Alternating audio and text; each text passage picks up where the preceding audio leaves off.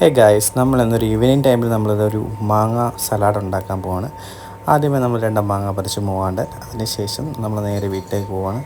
ഭയങ്കര 4 മണിയൊക്കെ ആയതുകൊണ്ട് ചെറിയ വെയിലുണ്ട്, അതിനാൽ ഇവിടെ മഴക്കാറുമുണ്ട്. മാങ്ങ എടുത്തുകൊണ്ട് വന്ന് നമ്മൾ നേരെ വീട്ടിലേക്ക് ചെന്നിട്ട് അതിൻ്റെ മേൽവശം ഒന്ന് കട്ട് ചെയ്ത് നല്ലപോലെ വാഷ് ചെയ്ത് നമ്മൾ എടുക്കുകയാണ്. വാഷ് ചെയ്തെടുത്തതിന് ശേഷം നമ്മൾ ചെറുതായിട്ട് കട്ട് ചെയ്യണം. ചെറുതായി കട്ട് ചെയ്തതിന് ശേഷം നമ്മൾ കൊച്ചുള്ളിയോ സവാള, നമ്മൾ യൂസ് ചെയ്യുന്ന കൊച്ചുള്ളിയാണ്. കൊച്ചുള്ളി ആകുമ്പോൾ കുറച്ചും കൂടെ ടേസ്റ്റ് ഉണ്ട്.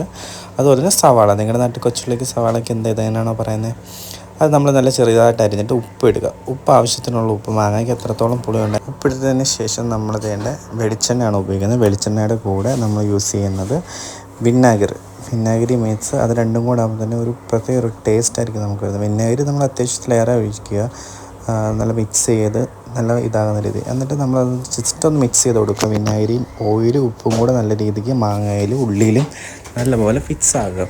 അതിന് ശേഷമാണ് നമ്മൾ മുളക് പൊടി ഇടാൻ പോകുന്നത്. മുളക് പൊടി നമുക്ക് ആവശ്യത്തിന് അനുസരിച്ച് ഇടുക. കൂടുതലായിക്കഴിഞ്ഞാൽ നല്ല എരിവായിരിക്കും.